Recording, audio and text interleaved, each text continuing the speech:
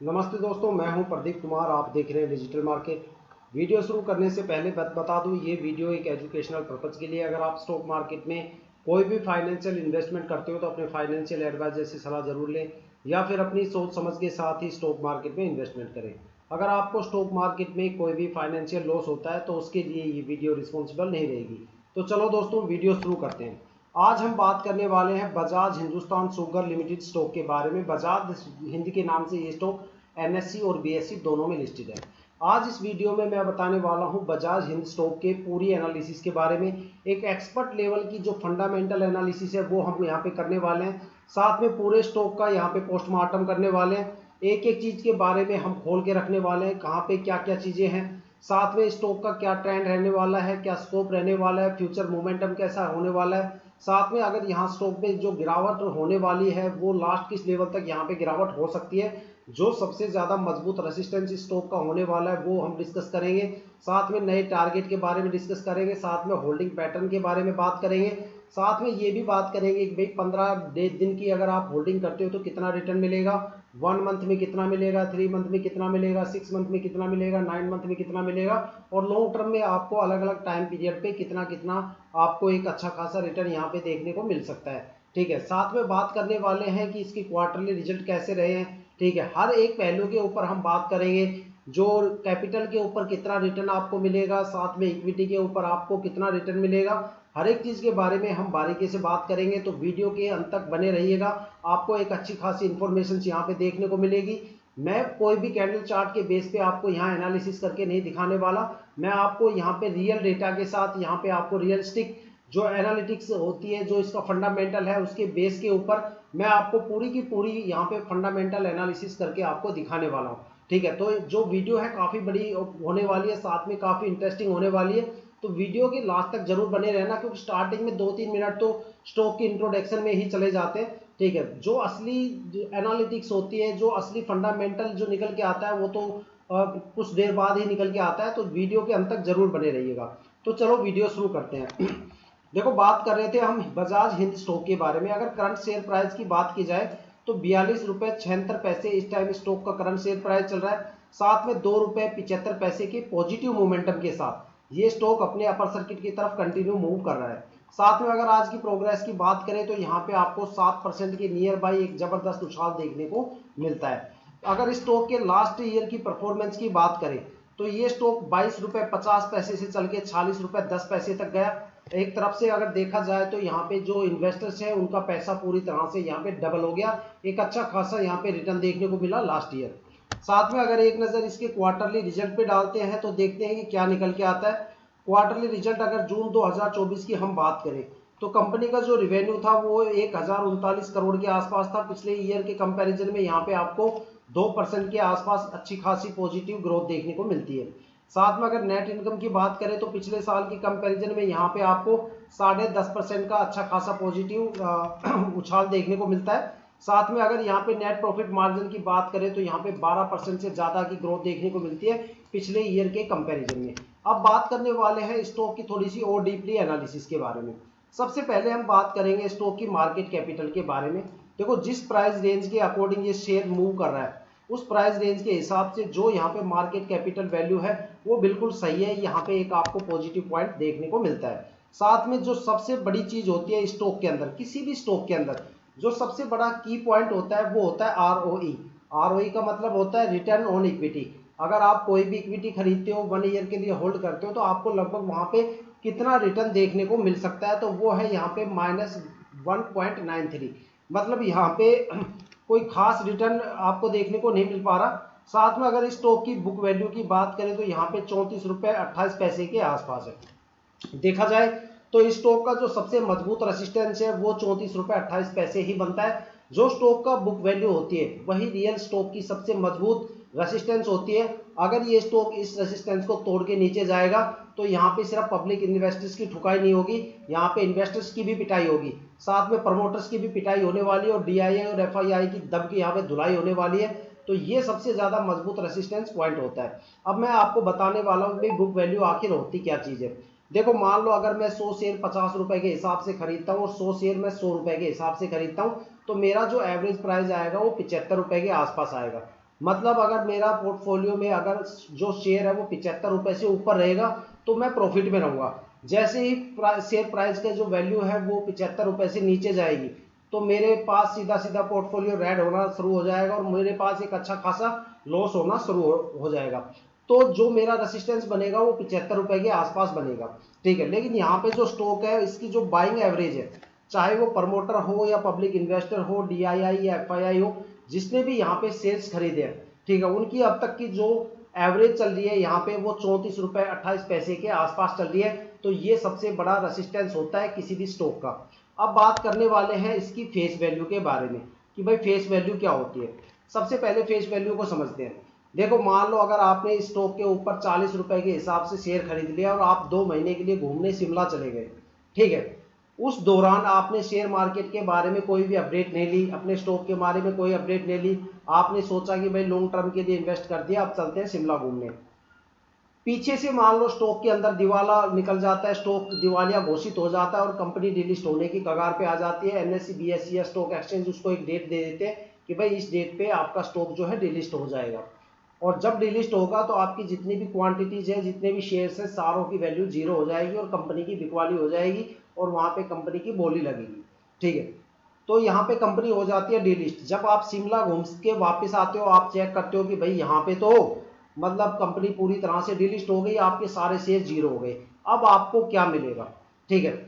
आपने शेयर खरीदे थे, 10 शेयर खरीदे थे, मान लो 40 के हिसाब से 400 रुपए के, तो आपको यहाँ पे टोटल 10 रुपए ही आपको एज ए रिकवरी मिलेगी, क्योंकि यहाँ पे जो फेस वैल्यू है वो 1 रुपए है। In case of company delist हो जाती है तो आपको पर शेयर फेस वैल्यू ही मिलेगी।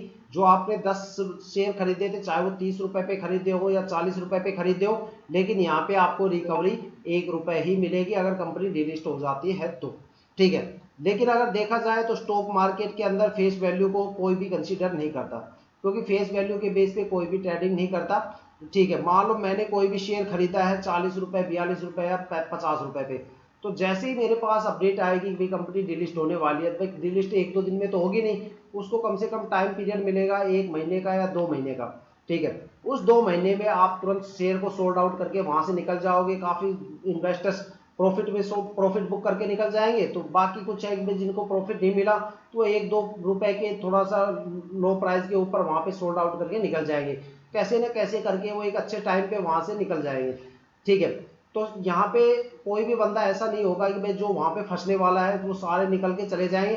लास्ट में कुछ बंदे ऐसे बचेंगे जो वहां पे आके फंस जाएंगे, जहां पे बायर बिल्कुल भी नहीं रहेगा, क्योंकि सारे जब सोल्ड आउट करेंगे तो जाहिर सी बात है आग की तरह न्यूज फैलेगी और धड़ाधड़ सोल्ड आउट का प्रेशर बढ़ जाएगा। बाई करने वाला कोई नहीं रहेगा, जो इक्के दुक्के बाई करेंगे जिनको अपडेट नहीं रहता कंपनी का।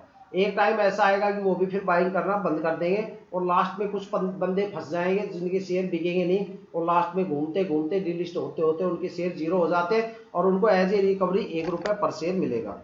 अब बात करने वाले स्टॉक के अंदर शॉर्ट टर्म में कितना रिटर्न है और लॉन्ग टर्म में स्टॉक में कितना रिटर्न है। अगर आप शॉर्ट टर्म में स्टॉक को 1 वीक के लिए होल्ड करते हो तो आपको यहाँ पे 12.5% का रिटर्न देखने को मिलता है। अगर आप इसे 1 मंथ के लिए होल्ड करते हो तो 7.5 रुपए का यहाँ पे 7.5% रिटर्न आपको देखने को मिलता है। और अगर आप स्टॉक को 3 महीने होल्ड करते हो तो आपको यहाँ पे 8.5 रुपए या 9 रुपए के आसपास, 9% के आसपास आपको एक अच्छा खासा रिटर्न यहाँ पे देखने को मिलता है। साथ में अगर स्टॉक को आप 6 महीने के लिए होल्ड करते हो तो यहाँ पे आपको 52% का अच्छा खासा रिटर्न देखने को मिलेगा। अगर स्टॉक को 9 मंथ तक होल्ड करते हो तो आपको 55-55% के आसपास रिटर्न देखने को मिलता है। और अगर बात करें लॉन्ग टर्म की तो 1 ईयर के आसपास अगर आप होल्ड करते हो तो आपको 62 से ज्यादा मतलब 62-63% के आसपास एक रिटर्न देखने को मिलता है। 2 साल के लिए अगर इसको होल्ड करते हो तो 313% रिटर्न आपको देखने को मिलता है। 3 ईयर अगर आप होल्ड करते हो तो 198% का आपको रिटर्न देखने को मिलता है। 4 साल होल्ड करते हो तो आपको 740% का रिटर्न देखने को मिलता है। और अगर 5 साल होल्ड करते हो तो आपको 545 रुपए का एक अच्छा खासा यहाँ पे रिटर्न देखने को मिलता है। अगर आप सोचते हो कि भाई लॉन्ग टर्म के लिए हम यहाँ पे इन्वेस्टमेंट कर दे तो यहाँ पे एक अच्छा खासा रिटर्न आपको देखने को मिल जाएगा, तो आप इसे लॉन्ग टर्म के लिए भी इन्वेस्टमेंट कर सकते हो। लॉन्ग टर्म के लिए आप यहाँ पे सिप वगैरह स्टार्ट कर सकते हो, एक छोटा सा अमाउंट लगा के आप यहाँ पे एक अच्छा खासा मतलब अमाउंट यहाँ पे लगा सकते हो। सिप में क्या होगा कि भाई आपको एक छोटा सा अमाउंट लगाना पड़ेगा एज ए इंस्टॉलमेंट, जैसे आप ईएमआई भरते हो आपके अकाउंट से ऑटो डिटेक्ट हो जाता है, ऐसे ही सिप का सिस्टम चलता है। आप यहाँ पे जो इंस्टॉलमेंट का टाइम पीरियड सेट कर सकते हो भाई कितने कितने टाइम पीरियड पे आपका अमाउंट आपके अकाउंट से डिडक्ट होता रहेगा और सारा अमाउंट वहाँ पे इकट्ठा होता रहेगा। आप जब भी लॉन्ग टर्म में उसको पैसे को निकलवाना चाहोगे तो जो आपका जो प्रिंसिपल अमाउंट है साथ में जो आपकी मैच्योरिटी है वो सारी आपको मिलेगी, चाहे वो प्रॉफिट के साथ हो या लॉस के साथ हो, ठीक है। तो वो सारी चीज़ें आपको मिल जाती है। अब बात करने वाले हैं स्टॉक के होल्डिंग पैटर्न के बारे में। होल्डिंग पैटर्न का मतलब होता है कि भाई जो टोटल इक्विटी स्टॉक की मार्केट के अंदर लॉन्च है उसमें से उस इक्विटी पे कितना कितना माल किस किसने दबोच रखा है, ठीक है। तो यहाँ पे अगर प्रमोटर की होल्डिंग की बात करें तो यहाँ पे अगर देखा जाए तो प्रमोटर्स की होल्डिंग काफ़ी ज़्यादा कम है, यहाँ पे पब्लिक इन्वेस्टर्स की होल्डिंग काफ़ी ज़्यादा लगभग डबल है।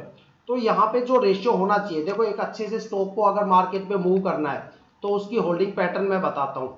कम से कम जो प्रमोटर है और जो इन्वेस्टर्स है, पब्लिक इन्वेस्टर्स है, उनकी होल्डिंग लगभग 50-50 के आसपास हो तब सबसे बढ़िया है।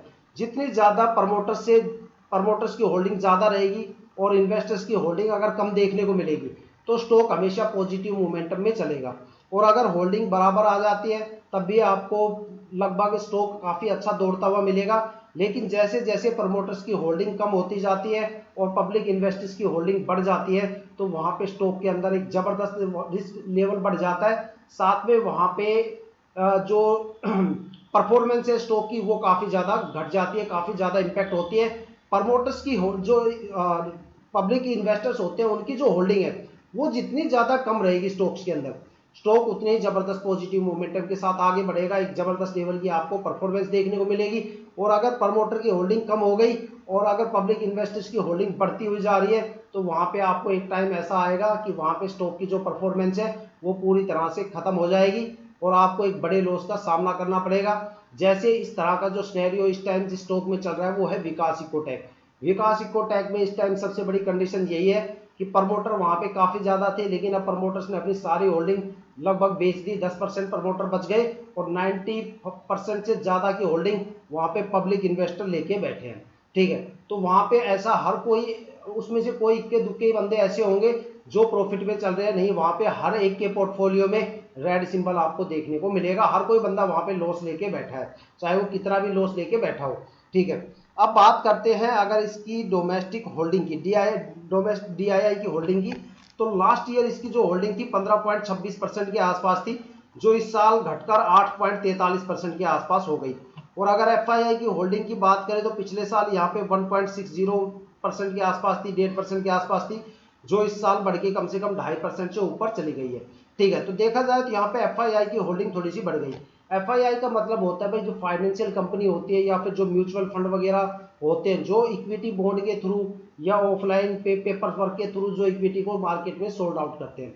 जैसे आप बैंक के थ्रू भी इक्विटी वगैरह खरीद सकते हो तो वो आपको बॉन्ड्स वगैरह देंगे या फिर पेपर बॉन्ड देंगे या फिर म्यूचुअल फंड के तौर पे आपको एज ए इक्विटी वो लोग आपको मार्केट में ऑफलाइन प्रोवाइड करवाएंगे एक पेपर बेस वर्क के ऊपर, ठीक है। तो इस तरह की FII की होल्डिंग होती है। तो यहाँ पे FII की होल्डिंग में थोड़ा सा यहाँ पे आपको इंक्रीमेंट देखने को मिला है, लेकिन DII लगातार अपनी होल्डिंग कम कर रहा है। साथ में जो प्रमोटर्स है वो भी अपनी होल्डिंग यहाँ पे थोड़ी थोड़ी करके मार्केट में निकाल रहे हैं। लेकिन देखा जाए तो पिछले साल जो प्रमोटर्स की होल्डिंग थी वो 24.95% थी, इस साल भी 24.95% के आसपास है। मतलब प्रमोटर्स की होल्डिंग में कोई भी चेंजेस नहीं है। यहाँ पे जो सबसे ज़्यादा माल निकाल रहा है वो DII निकाल रहा है, ठीक है। तो यहाँ पे जो DII की होल्डिंग है वो ऐसी है कि DII वाले लगातार अपनी होल्डिंग को कम कर रहे हैं, लगातार माल यहाँ पे बेच रहे हैं और माल को खरीद कौन रहे हैं? Public investors. लास्ट ईयर अगर देखा जाए पब्लिक इन्वेस्टर तो 58% के आसपास थे, जो इस साल बढ़ के कम से कम 63% हो गए। मतलब देखा जाए तो एक तरह से 3-4% के आसपास यहाँ पे इंक्रीमेंट देखने को मिल रहा है पब्लिक इन्वेस्टर्स के अंदर। अगर गवर्नमेंट होल्डिंग की बात करें तो यहाँ पे गवर्नमेंट की कोई भी होल्डिंग नहीं है, ठीक है। अब बात कर, देखो ये थी अब तक की स्टॉक की सबसे बड़ी अपडेट और स्टॉक की सबसे बड़ा फंडामेंटल। आपको क्या लगता है कि भाई आपको किस टाइम पीरियड पे आपको सबसे ज्यादा रिटर्न मिलेगा, किस टाइम पीरियड पे आपको यहाँ पे इन्वेस्टमेंट करना चाहिए? मेरे अकॉर्डिंग इस स्टॉक के अंदर अगर आपको इन्वेस्टमेंट करना चाहिए तो कम से कम 6 मंथ या फिर 9 मंथ के लिए आपको यहाँ पे इन्वेस्टमेंट करना चाहिए। 6 और 9 मंथ में आपको एक अच्छा खासा रिटर्न देखने को मिलेगा। अगर आप लॉन्ग टर्म के लिए करते हो तो 2 ईयर 3 ईयर 2 ईयर 3 ईयर और 4 ईयर और 5 ईयर में भी आप लगा सकते हो। लेकिन यहाँ पे आप एज ए शिप के तौर पे आप एक छोटी सी शिप स्टार्ट कर सकते हो अगर आप लॉन्ग टर्म करना चाहते हो। बड़े अमाउंट को कभी भी लॉन्ग टर्म के लिए इन्वेस्टमेंट मत करना, बड़े अमाउंट को सिर्फ शॉर्ट टर्म के लिए ही यूज करना। एक छोटा सा अमाउंट एज ए सिप यहाँ पे आप लगा सकते हो अगर आप लॉन्ग टर्म यहाँ पे इन्वेस्टमेंट करना चाहते हो। तो जैसे जैसे आप प्रॉफिट में चलते रहो तो दूसरी सिप आप स्टार्ट कर देना, फिर आप तीसरी सिप स्टार्ट कर सकते हो एक छोटे छोटे अमाउंट की। तो इस तरीके से आप लॉन्ग टर्म में एक अच्छा खासा रिटर्न मार्केट से लेके जा सकते हो। तो दोस्तों ये थी अब तक की सबसे बड़ी अपडेट स्टॉक की और सबसे बड़ी डीपली एनालिसिस। ठीक है, अगर आपको वीडियो अच्छी लगी हो और आप चैनल पे नए हो तो चैनल को सब्सक्राइब जरूर कीजिएगा, ताकि जो भी डीपली एनालिसिस करके हम आपके लिए वीडियो लेके आते हैं उसकी नोटिफिकेशन आपको सबसे पहले मिल सके, ताकि आप स्टॉक मार्केट के हर पहलू से अपने आप को रूबरू कर सके, अपडेट रख पाए, अपने आप को अपग्रेड रख सके। इसी के साथ ये वीडियो समाप्त करता हूँ। जय हिंद, जय भारत।